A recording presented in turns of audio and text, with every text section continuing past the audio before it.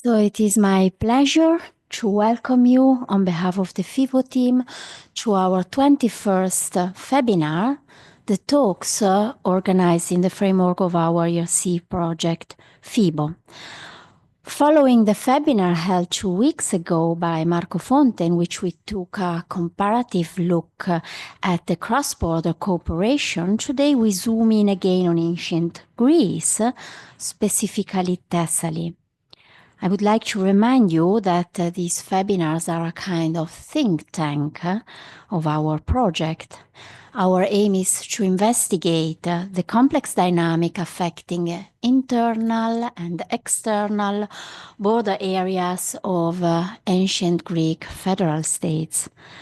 What is our big question? How can border wars be avoided?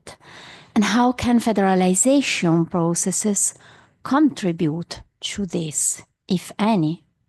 As a consequence, we need to work on hot topics in the current debate, such as the linearity of borders, the porosity of border, the capacity of federalization processes and supra-state alliances to implement border management policies, but also border management cultures bottom-up. The relevance of cross-border activities and balances of power. Since intra-federal borders and external borders must necessarily be approached from different perspectives and from various research lines with different questions, FeBo organizes 2 distinct series of lectures, each with another focus, one on the management of internal borders by federal states, the other on external borders, crossing federal borders, ancient and modern. So this FeBinar is the 9th one of the FeBinar series, the management of internal borders by federal states, focusing on internal border areas on ancient Greek federal states, even if this FeBinar also deals with external borders, or better, internal borders overlapping in some cases at specific stages with external ones, because it will address the transformation of internal and external borders of the Thessalian Confederation between the 3rd and the 1st centuries BC. Today's topics will touch on some crucial points for understanding internal and external borders. We will discuss 2 inscriptions that provide evidence of how the intra-federal borders between cities were defined and perceived, but also the borders between cities that constitute the external boundaries of a koinon, specifically between the Thessalians and the Macedonians. And this covers a period, as I already said, from the 3rd to the 1st BC, a period that I find very interesting for federalism in Thessaly, when I believe we have the most evidence of institutions and mechanisms that can be defined as federal. So internal and external borders, thanks to 2 experts on Thessaly, Bruno Helly and Richard Bouchon, we will examine some dynamics that are crucial for our project. Neither Richard Bouchon nor Bruno Helly need an introduction, but as usual, I will say a few words for the younger members of the audience. Bruno Helly is Professor Emeritus at Lyon 2 and Directeur de Recherche Classe Exceptionnelle at the Laboratoire Isoma, Histoire et Sources du Monde Antique. It is really difficult to mention all the roles he has held in his long career, but I will limit myself to recalling that he was and he is Directeur de Recherche au CNRS. His interests include Greek archaeology, epigraphy, history, archaeoseismicity, seismic cultures of ancient communities, and of course, research on ancient Thessaly. And at this stage of his research, he's working on funeral steels from Thessaly and inscriptions from Larissa. The importance of Bruno Helly's work for epigraphic and historical research on Thessaly is well established, and it is certainly not my place here to point it out today. Let me only remind you two works he published, one in 1973, Gonoi 1 and 2, Amsterdam, and the other, very famous book, 1995, L'État thessalien, à les Wallerou, les Tétrades et les Tagoy. And on the other hand, the annual chronicles Thessaly published on the Bulletin épigraphique de la Revue des Hautes Études, des Études grecques, sorry, where since 1988, Bruno Helly has been reporting on and analyzing the various publications devoted to the history of Thessaly, an invaluable work that we still use today. Finally, I would like to point out to our students and doctoral students that there is a collection of studies from 1966 to 2008 entitled 40 années de recherche en pays grec.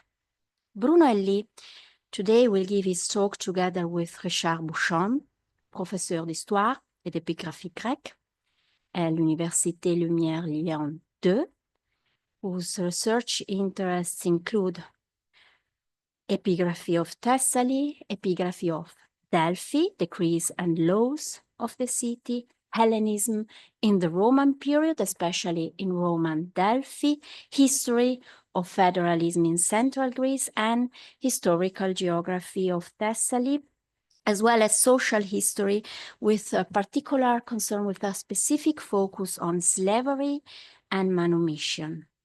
The subject of his habilitation à diriger des recherches is Épigraphie et histoire sociale de la Grèce centrale hellénistique et romaine, including an unpublished thesis entitled Théâtre, spectacle et société à Larissa.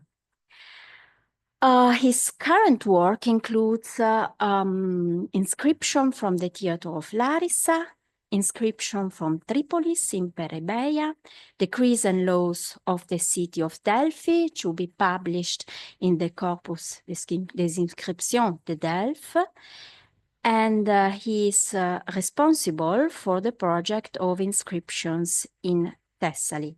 He devoted, as we know, a lot of chapters and articles to the Thessalians, especially Larissa, Gornoi, and Oitaia, as well as Meliteia. So we are really honored to host the FeBinar they will give on common or federal borders in Thessaly, apropos of two Hellenistic inscriptions. Floor is yours. Thank you very much. Je parle un petit peu au départ. Oui, thank you very much for the kind introduction you gave apropos of us too. We'd like to thank, first of all, you organizers of this FeBinar, so interesting and on federalism and border management, and we are very lucky to be part of this program. We would like to thank everybody that made possible and the technicians first this conference, this talk. We hope this to be a talk. Bruno will start with the first point. Our talk will be in two parts.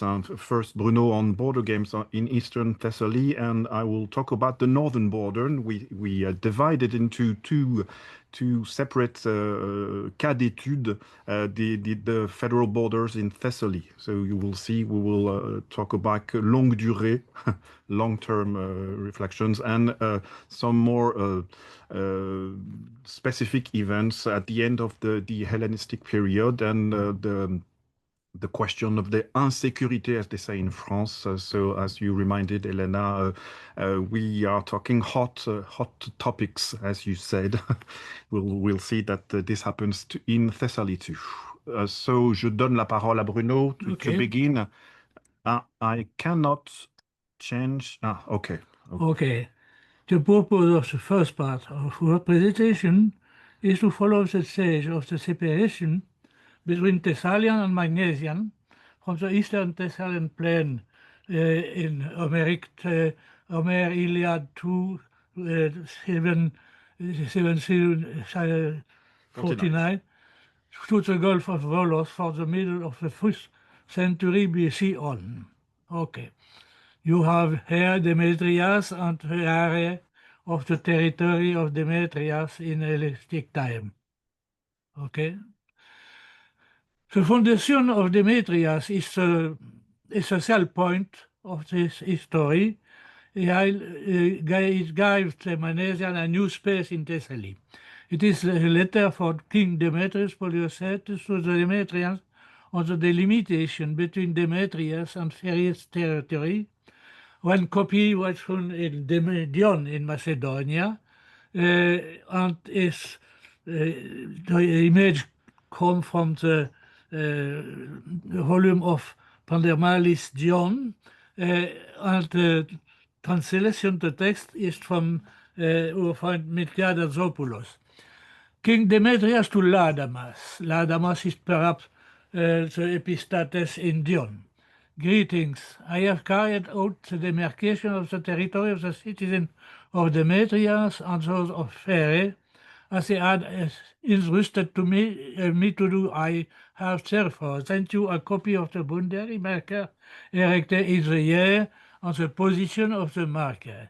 Take care to have them inscribed on a stele that you will erect in the sanctuary of Olympian Dios in the year 70, on the 12th day of the intercalary ceremony, follow the description of the main point of the delimitation. You can go. The problem is two words. The King Demetrius there from one region called Iulkia. It is really not the territory of the ancient Iolcos, while the Iolcos dam of Demetrius is not adjacent to Phere, but we know that exists in the territory of Larissa, the eastern plate of Larissa, where a region called Iulkia, known from one of the inscriptions called the Cadastre de Larissa, published from Christian Abist. And we can read Ipro Iulkias, Peletrae Caton, it is the property from Thorax, from zone of Polymaios, in the region. I think it is this region, eastern from Larissa, while we know from one inscription of 5th century BC, one dedication to Apollon Aizonios. And Aizonios is the epiclesis we gave to Apollo in the town and the ancient mythic polis Aizon. Aizon is the, you can go, Aizon is, back. Ça fait rien. Aizon is polis. Aizon is the father of Jason, and it is likely that this region is called Iulkia. In the delimitation from King Demetrius, it is very difficult to make one relation with the topographical situation in the region. The only one topographical point that can match with the landscape is when turning toward Ölüka, summit boundary stone of Ölüka, and signify we in the border of the plain, in the piedmont of the mountain of the Pelion, and the possible point is between the territory of Phere and the territory of the neighboring polis, Glaphyre, or one police like Amphane or Pagasse. And we can identify this Akron Eulika probably in the summit, in the border of the plain, who here is yet in the modern time one enormous career from marble. It's we can reconstruct the border of Demetrius with Ferre in this cartography, where we can see Boibe. It was demos from Demetrius. One other demos probably is Paleocastro Sesclu, and in the delimitation after this region, probably the frontier go with ce Thalassa, ceci. Okay.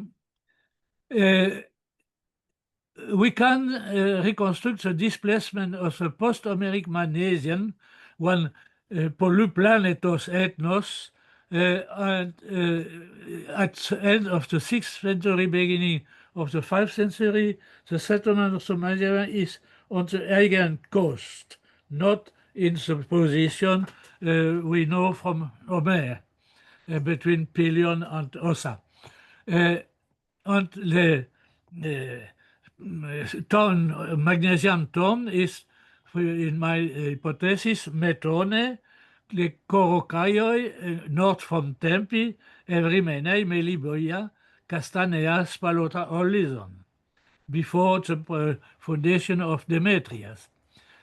After, the change is in the period of its reign from Philip of Macedon, which occupied the city of the Gulf of Pagasse, of the Volos, to establish a new Metone in the Pelion, which lasted until the foundation of Demetrius in 297. Later next. The integration of the Magnesian in the sediments Demetrius is follow this occupation of the Magnesian, and it is exactly related from Strabon.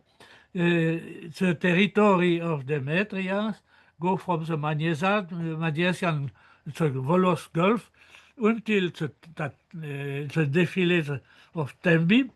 Ectis Demetrius Polios, het von Demetrius, wo gab it a name, and included also Rhizus, Castaneas, Sepias, Orlison, Boibe, Iolkos, with a no only dependent community, Kumai, of Demetrius. The tetradic Thessaly and the territory of the Magnesian at the end of the Second Macedonian War is exactly the same from Tembi to the Pagassiv Gulf. Okay, next. No, it's all right. Yeah. We have one change while the Thessalians have regained the control of the city of the Aegean north of Pelion as far as Tembi. The city of Homolion pretend to represent the Magnesian of Thessaly in the Delphic Antiquity. Okay. The Greater Thessaly and the Confederation of Magnesian clearly separate the periodic territory, Peribia, Achaea, Totis, Malis, Aenis are integrated in the Koinon of Thessaly. The territory of Ferre is transformed into an imperial domain, perhaps under the control of a Sebasto economos who reside in Demetrius, and Demetrius self is limited to the Pagassiv Gulf and the Pelion region. Okay. Okay, so after this very dense first part of the presentation, I shall focus on the northern border of Thessaly, following the chronological, not exactly following, because we will I will start from the beginning of the 2nd century BC with the Second and Third Macedonian Wars and the liberation of Thessaly from Macedonian domination. I shall ask two questions. My propos will be two-parted. What becomes of an area deeply integrated into the Macedonian kingdom, first, and then is such a key region a subject of long-term concern for the Thessalian, for the Roman Thessaly, or Greater Thessaly, as we can call it. Okay, well. So we go to the northern part of Thessaly, of the larger Thessaly, the Greater Thessaly, with Tripolis and the Peribia. You know, I guess everybody knows the natural setting of this region because of the Olympus. And Tripolis is this combination of the three poleis of Peribia, is set in a natural amphitheater from west to east, the Cambinian Mounts, the Titaros Oros, which gives its name to the Titarisios, the river that goes down to the main plain of Thessaly and join with the Peneus, Le Pene, and Mount Olympus that set a natural separation from Thessaly and for Thessaly and Macedonia. I guess that our friend Denver Graninger talk about the region of whole Peribia in the workshop of FeBo, I guess, and used the idea of a borderland culture for this region, as far as I remember. And I set on this map, outside in Macedonia, in Elymia, in the part of Elymiotis, all the epigraphic attestation of Thessalians, people from Tripolis, but from Peribia or for main Thessaly, as far as we know it. So we know there is this borderland culture, and I won't deny it, but I shall have a look in a specific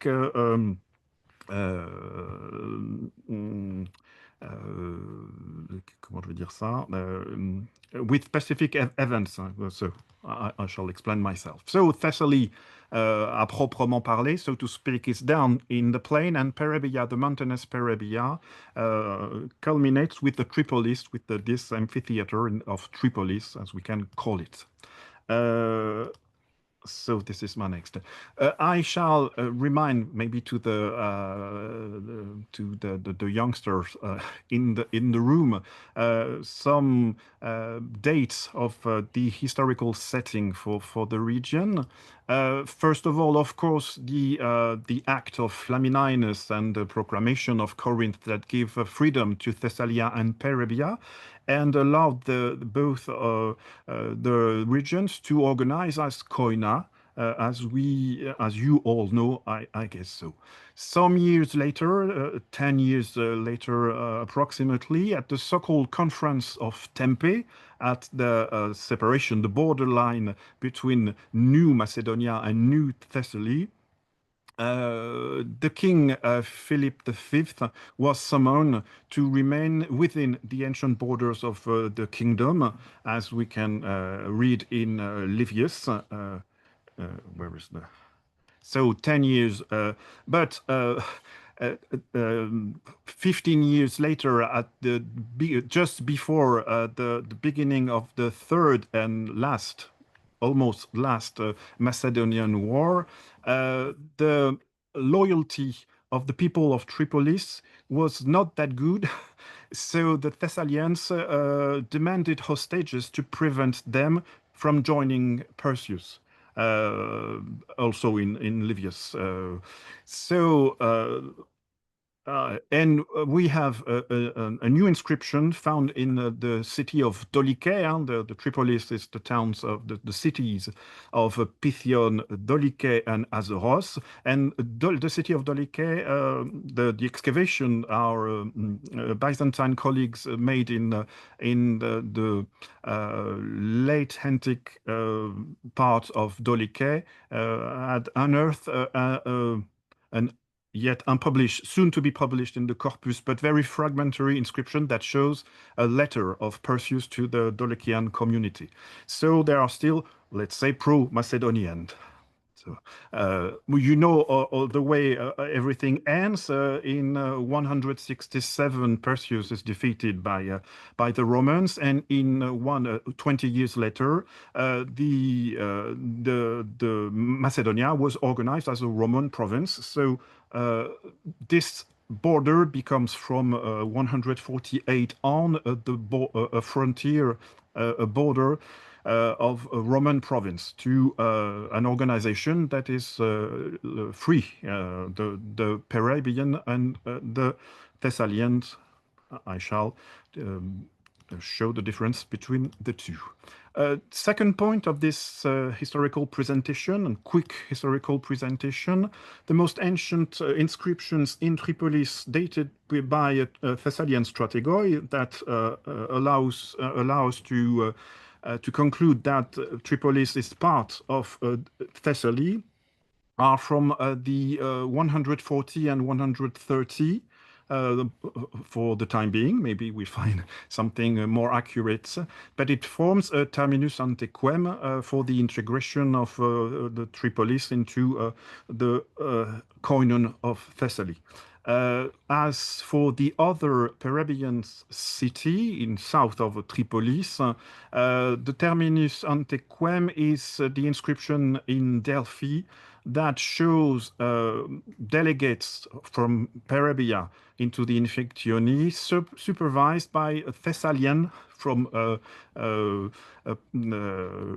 let's say, real Thessaly, the core of Thessaly, supervised by the Thessalian Pylagoroi. We suppose that they are Pylagorois, but we see they are accompanied, the Perabians are accompanied, just like children, by famous people from the Thessalian koinon to vote in Delphi, to vote rightly in Delphi. So Hervé Kramolicht concluded by this all those data that the annexation of Perabia into Thessaly was to be dated for 146 in the aftermath of the two wars, the Andronican usurpation and the Achaean War, which still remain the more probable hypothesis. Even if I will show that maybe we have to think of the situation a bit differently. So this is now Thessaly. The third historical setting, let's say, and I shall back forward, a little bit forward, in 178, and I think that Denver talked about this inscription, the judges from Kerkyra, Dyrrhachium, and Apollonia of Illyria had to arbitrate between the cities of Mondaia and Azeros, one of the three Tripolitan cities.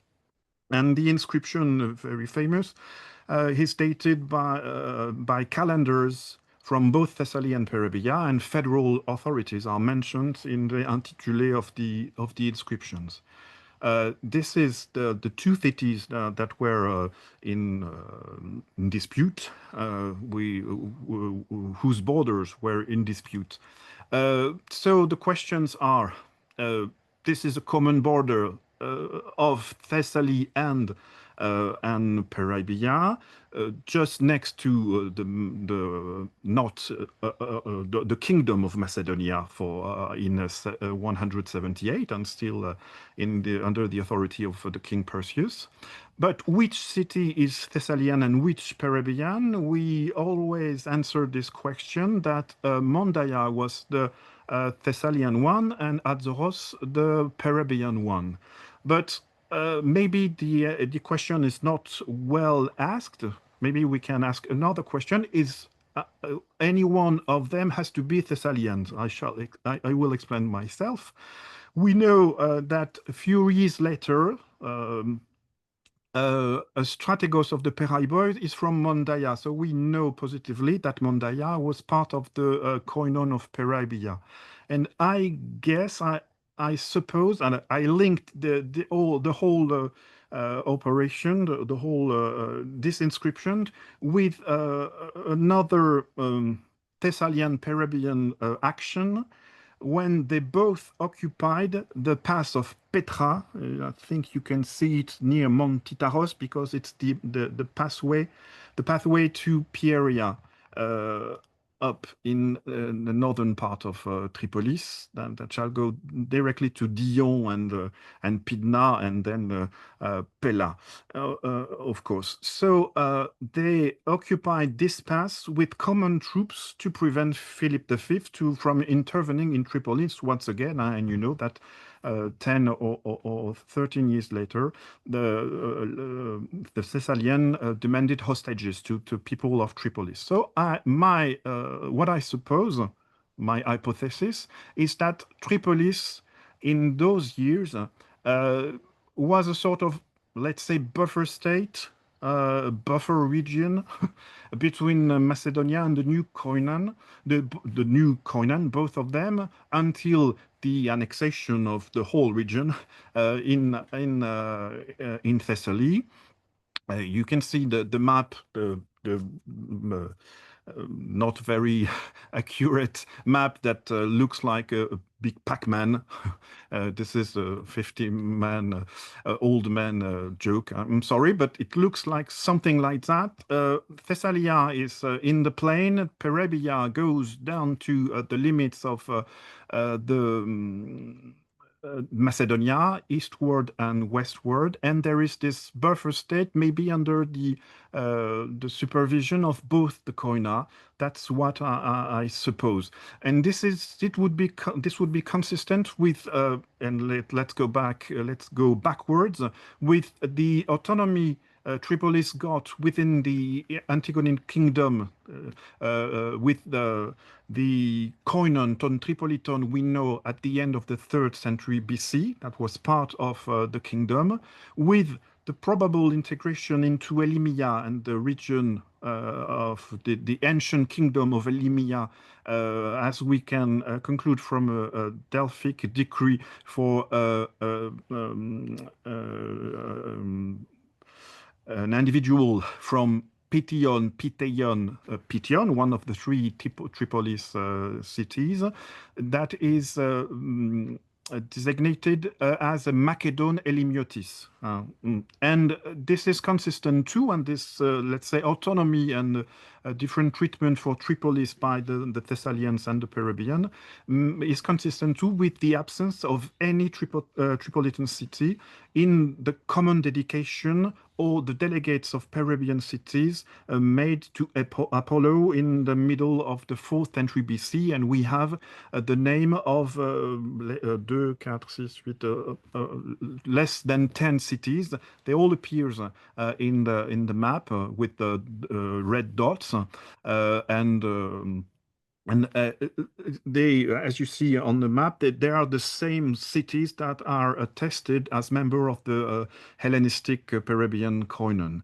But any of the Tripolitan cities are known to have been part either of the classical or to the Hellenistic koinon. So this is my hypothesis: a buffer state, and Thessaly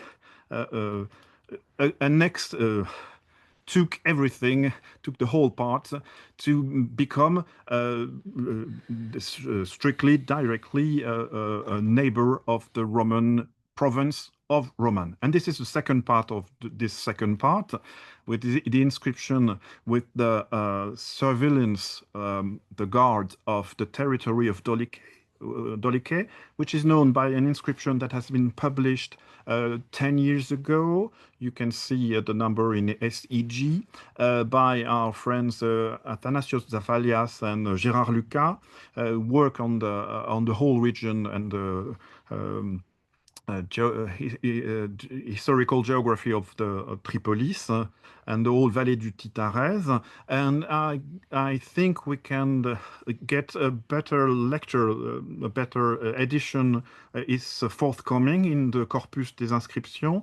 And we know the inscription is from by the paleography, the end of the 2nd century BC or the first half of the 1st century BC.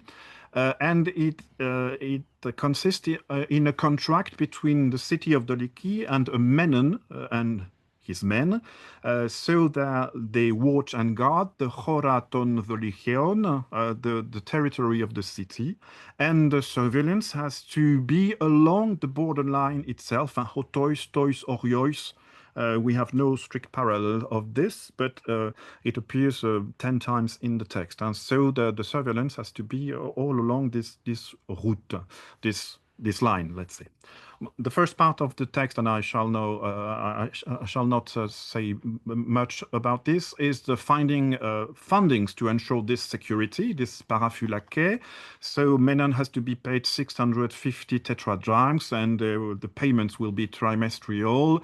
The first part of the founding is an aisphora, a public contribution, as in the classic Athens, and Hellenistic documentation, as you know, and they have to find other sources, civic revenues at the last time. It will cost much, it seems. So if we look quickly at the description of the delimitation, the limits to watch and guard, the starting point is the road that leads from Macedonia to the pass to Azoros, and then from this point, so entering into Tripolis, so Thessaly, by this pass until the Parodos that goes to Azoros, but leaving it following the very borders of the city of Dolike. This is the dotted line on a red line on the map. So this is the main entrance and the starting point of the watch and guard. The second, I will not explain everything, of course not, but we get an idea of the organization of this parafulaque. We can reconstruct an intermediary point in the confluence of two rivers between the Apidanos River and maybe the Europos River, which is the other name of the Titaresios that comes from Titaros, the Titarosoros. We don't know exactly where, but we are positive that it's somewhere in the basin of the Tripolis. So it's from here to the southern part, let's say, near the border of Azoros, and this is the limitation, the border line between Dolike and Azoros. The point of arrival shows that they goes in the backward from the clock, not clock, I can't say it, but you understand me, on the opposite way of a clock. Because the last point is a plain, a pedion, called Pronomos, which we know from another inscription, and this is in the red balloon on the map. This is the Pedion Pronomos, and it goes back to the final point near Gerane, which has to be a come of Dolike in the limit between Azoros and Dolike. So it goes this way. We are positive as far as I can understand it. What is really interesting is the only moments where they are where, let's say, military point or constructions are mentioned are in the défilé of Sarandaporos, the other way to go to Macedonia, the other pass to Macedonia, where are named a watch of the Maidi, the Thracian tribe of the Maidi, a sanctuary of Themis, and a watch of this is a restitution, as you can see on the text, of Koragos, which is not a restitution, a reconstruction of the text. And this watch overlooks the Cambunian Mounds, so it's somewhere there where the the highest peak of 1,378 meters high, as you can see here. So maybe this pass, which was the main way to the modern town of Servia, and which are known. This défilé is known from voyageurs, from travelers in the 18th and the 19th century, to be the main entrance into modern or Ottomanic Macedonia. Was a more sensitive area, maybe harder to control. I quoted a famous inscription in Delphi at Sympoliteia between the two micro cities of Miania and Hypnia, and they all say in their agreement that the Mianians shall watch and guard Miania's territory and the Hypnians their own territory, but they shall watch together in common the Scopiae and the border. So it's the same thing here. There are some installation, construction, military, let's say, I don't know exactly, because Skopje can be just a platform or something very not very complex and to be used as a military, let's say, device. As far as chronology is concerned, we can only say that the Maidike Skope take his name from the Medi, the Thracians Medi, which are known since Thucydides, so, but are known to wander in the Balkanic region and Macedonia down to Delphi, to the sanctuary of Delphi, from the organization of the Roman province of Macedonia, and mainly the destruction of the kingdom.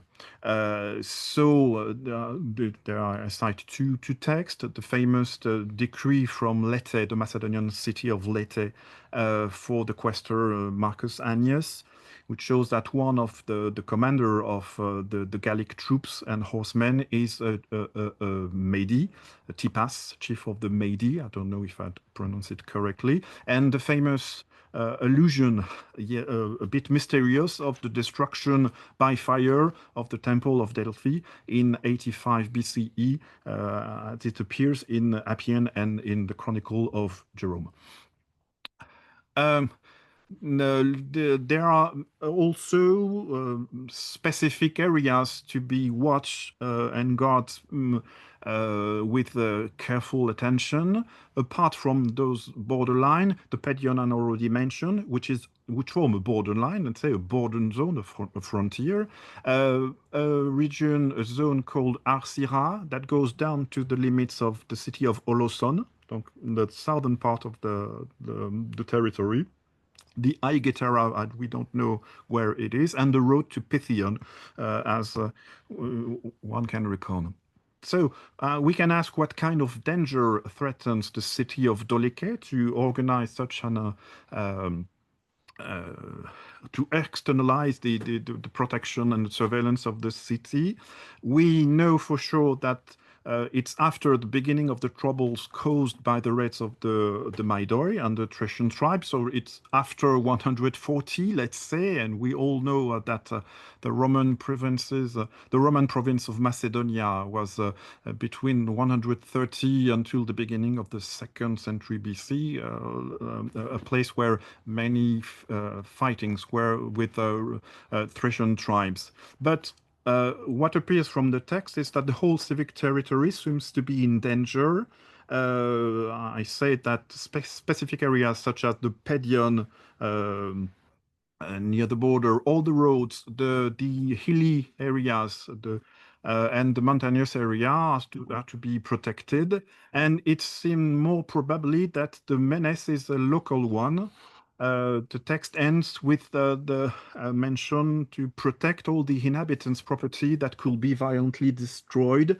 So maybe it's more probably it's likely to be a situation of banditry or because of the anarchy, and we can but remark the total absence of any federal or provincial action to help the city, who seems to be left alone, let's say. we see that later on the Pedion I mentioned many times was given back to the Helymiotes. Is considered part of the Helymiote region. On historical ground, the inscription is known from 1 century on. It's an arbitration by a iudex assigned by Trajan, and it refers to in its judgment to a previous arbitration from King Amyntas at the beginning of the 3rd century BC. And it decides so that the plain called Pronomos has to be part of the territory of the Helymiotes. So during this period of, let's say, anarchy, until the end of the 1st century BC or the beginning of the 2nd century AD, not BC but AD, the whole region was left to the Dolichians, but Trajan stopped it with this arbitration. So maybe it was a bit long. I hope you understand everything we had to say. To sum up, we presented two cas d'étude, the Magnesian border, which shows a long-term process on a maritime area and a massive transfer of population from the 6th century BC on until the balance we know at the beginning of the Hellenistic time with the foundation of Demetrius. And as far as Thessaly is concerned, a definite exclusion from Thessalian space.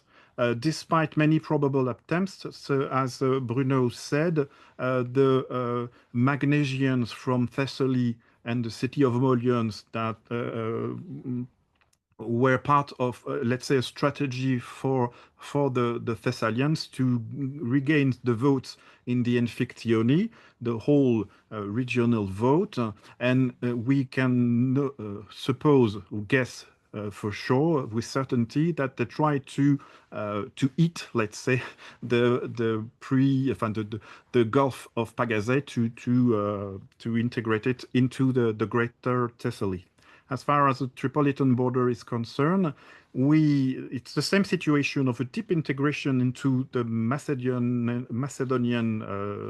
space and state, let's say, kingdom. It's maybe a better position.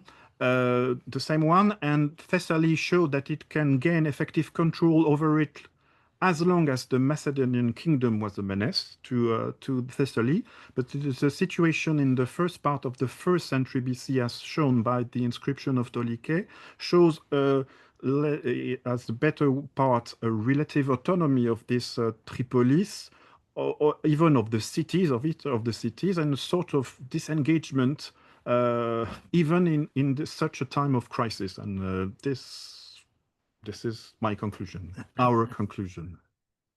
Maybe it was very dense, so we can answer your questions if there are any. Many thanks.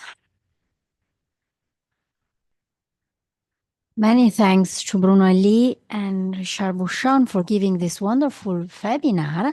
And yes, I open the floor for questions, comments, remark. Please, both here in the room or online, just raise your hand and ask your question live.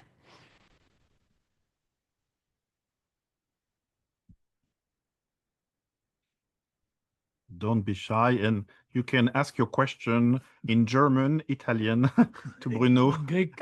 or Greek, or French. Chat, you showed us a lot of interesting inscriptions bearing the word Horos or co-radicals of the word. Here, there is a question by Joseph Cholten. Hi, Joseph. Welcome back to FeBo. Please. Let's see. It would be buonasera. I'm not sure which bonsoir for anybody here, but anyways, thank you so much for that. Soir, yeah, it's soir, yeah. It is mezzogiorno here.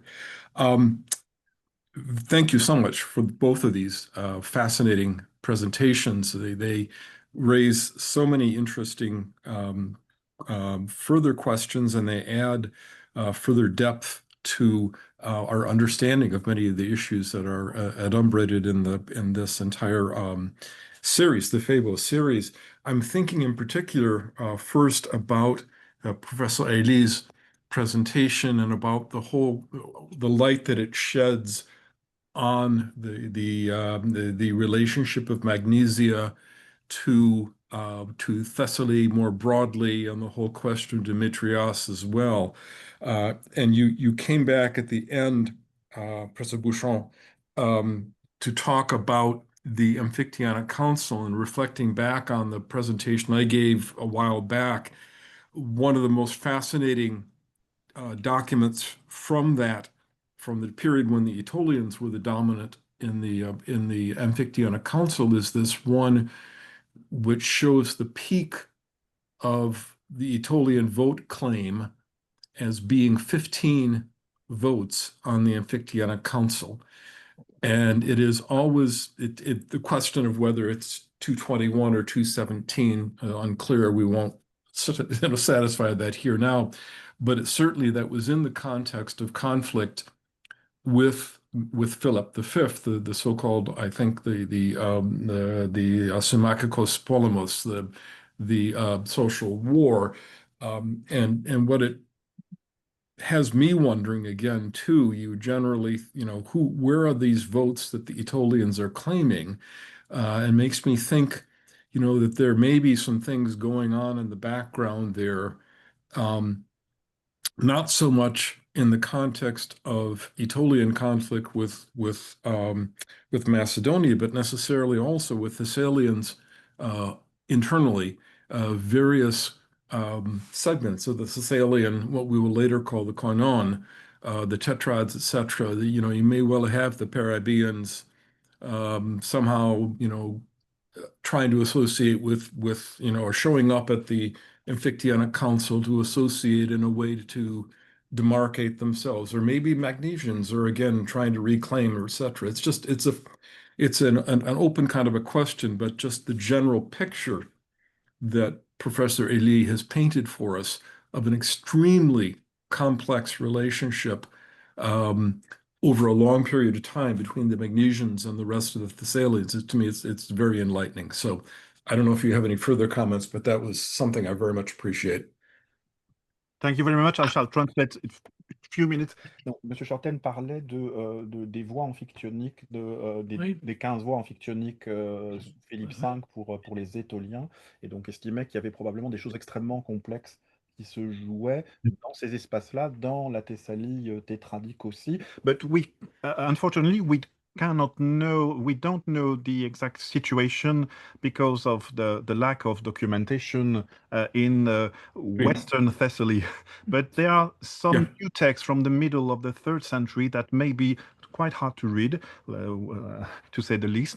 But maybe we will get a better idea of what happens from the middle of the 3rd century BC on in the parts of Thessaly that were acquainted with the Aetolian koinon, let's say. Yeah. But if we have any news, we'll tell you. Okay, merci beaucoup. Many thanks. Any other questions? Emma Aston. Hi, Emma. Good morning, Emma. Hi, great to see you. Thank you so much for a fascinating paper. I have a question concerning the movement of the ethnos of the Magnetes and Professor Helly's presentation on that, which I find really intriguing and very attractive. I guess it's a very basic question, but I'm left trying to visualize this movement in very in physical terms. Do we imagine it as a violent upheaval which fills the roads with refugees? Is it a traumatic process? Is it a much more gradual one with an element of consent? I would just be interested to hear more about those aspects. Elle demande si on a une idée de la façon dont ces transferts de population se sont faits de manière brutale, avec un consentement, etc. Alors, la réponse elle est dans une formule antique, Philippe a déplacé les populations comme les troupeaux. Just like the herds. Right. No, I'm not sure we have many documents about the situation we can reconstruct. Métonnet, c'est certain. Ouais. Métonnet, yes, of course. Oui, it's a military situation and the expulsion of them, it's not. For the whole picture, no, it's we lack. It's fascinating to imagine. Yes, yes. But Thank it's you. really the deep perturbation, transformation, adaptation. But there are no as polyplanetoi. They are not the only one. The Anyans, we're searching their homeland. Yeah. Thank you. But we don't know. We don't know. It's an excellent question because violence is maybe understated. Sure. Thank you. I shall about the question of or the remarks of Professor Scholten. I shall add that the Etolian votes in the Antiquity were maybe still they pretend to people from Demetrius, I guess, pretended to keep this, not the Etolian Psephoi, but the Macedonian Psephoi. And we see in the time of Pausanias, at the middle of the 2nd century AD, that 6 Hieromnemones from Macedonia were there, and I think they are coming from Demetrius.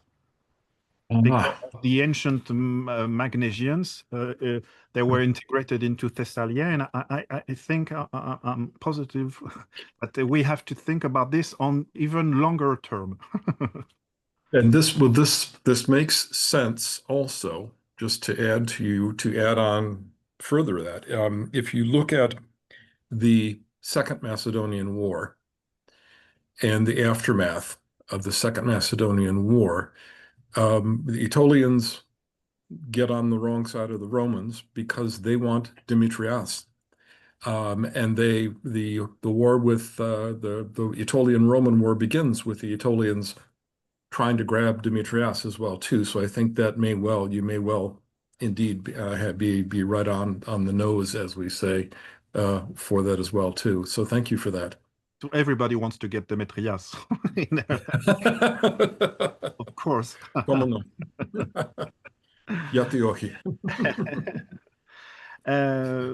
And Emma, Bruno adds. Oui.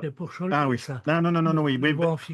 Yes, Bruno refers to the population displaced from to Etolia from Trica. The Fugades. The Fugades, yes, Qui explique la revendication des voies that explains part of the pretensions for the Italians to vote for the Thessalians.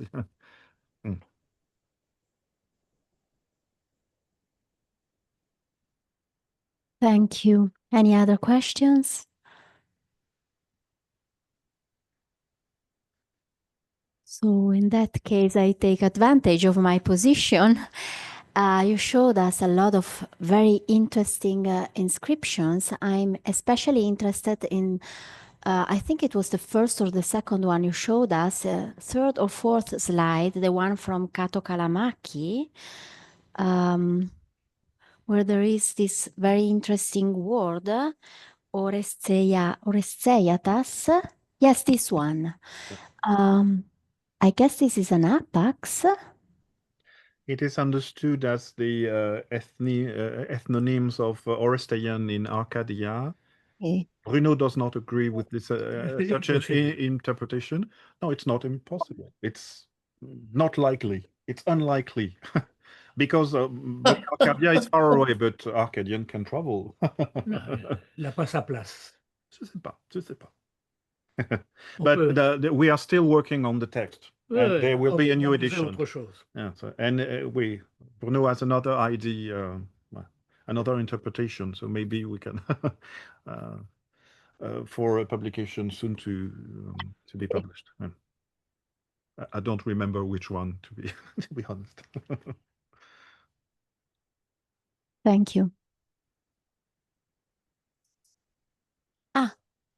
In the chat. Okay, there is a question in the chat. I can't see it. Maybe Leila. To read the question, volevi leggerla qua? There is a question by Professor Buraselis. Maybe Professor Buraseli wants to ask his question live. And in German? If possible, if I'm heard. Yes, of course. I would like to express my real pleasure to see Bruno Helly after many, many years. And the fact that we are both alive and devoted to koinai and koinai the theses still is very important.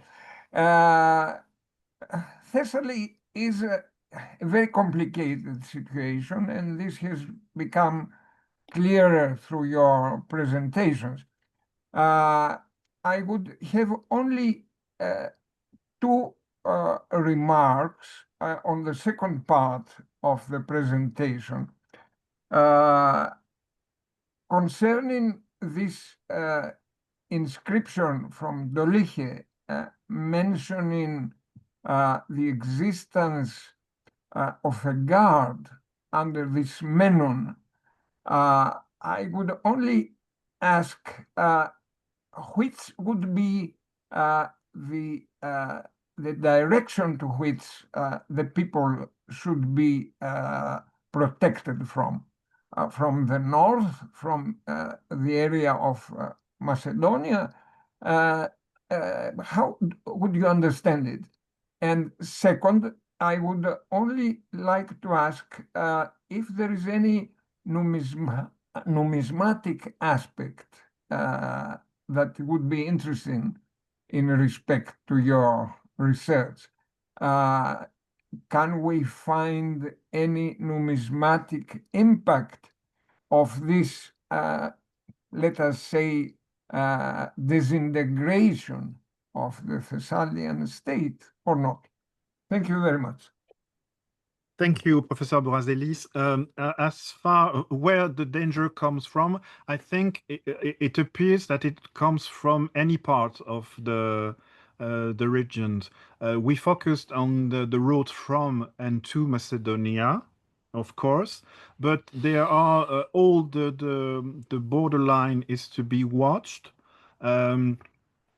From to near Azoros, near Olosson, near Pythion, maybe, and some specific areas as I showed there. Those the three ones, the Arcyra down to Olosson, the southern part of it, the eastern part near Pythion, and the northern west part of the Pedion in the border of Macedonia. So I'm not sure I understand. I think the three areas are collinous, mountainous, or collinous ones. That's why I think it may be sort of a danger of local danger from anywhere in the mountains or in the escatiae of the cities. But we do not understand why they don't agree, find an agreement with their neighbors, Pythion or Azoros. We do not understand why. The beginning of the text is lost, so the context of the situation is not known precisely, and we can only guess that this is a time of, let's say, anarchy, maybe in the beginning of the civic wars, of the Roman civic wars, maybe a bit before in the Mithridatic wars. We don't know. Maybe it's just a reaction at one event, and that disappeared the next year. It's all we can guess only. As far as numismatic stuff are concerned, we don't have any idea. The text shows that it has to be paid in Attic tetradrachms, and the aisphora goes with the Thessalian currency, the staters. but it's quite easy to go from a system to the other one. In the archaeological evidence, we don't know much of the circulation of the money in this region. I don't think so. Maybe I answered your question. Thank you very much.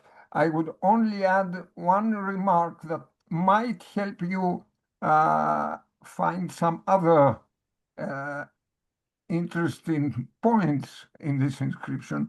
I was puzzled very much by this mention in line 49, από του καλουμένου συνεδρίου,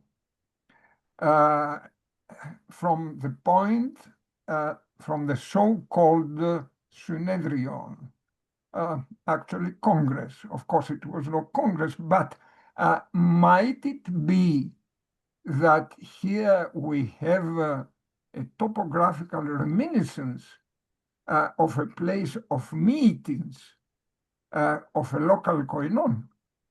That would be so interesting, because I know that I offer you questions. It's a very answers, interesting, and but I thought you might think on it further. Because we suppose that the sanctuary of Apollo in Pythion, the Pythion known by Plutarchus in the Vie de Paul Émile, in Aemilius Paulus' life, was the center point of the cultic point of the Tripolis, but we don't know positively.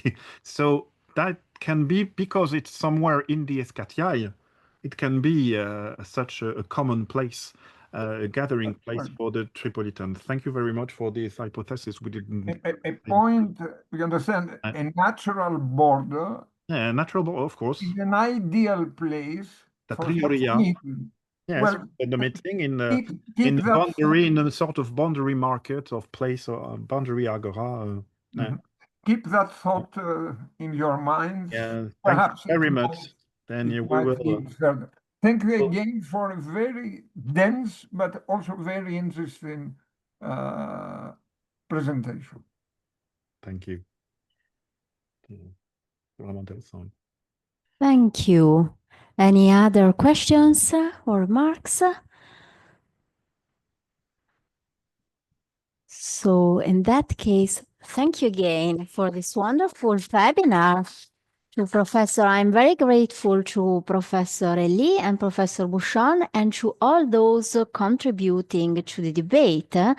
Our next webinar will be given next week, in fact, in November the 13th, and will be given by Daniele Fusi. In that occasion, we will present our database of border wars, combo, contested borders. And this webinar will also concern various topics we are working on at that stage of the research, especially the operational and, of course, provisional concept of border and border wars that is guiding our choice of which conflicts include or exclude, and how we are organizing the various entries, the role of the sources, apparatus, commentaries, and so on, and of course the Cadmus software we are using. So many thanks again, and stay tuned. Bye. Thank you very much for your attention, everybody. Thank you. Ciao, ciao tutti. Ciao. Bye. Merci beaucoup.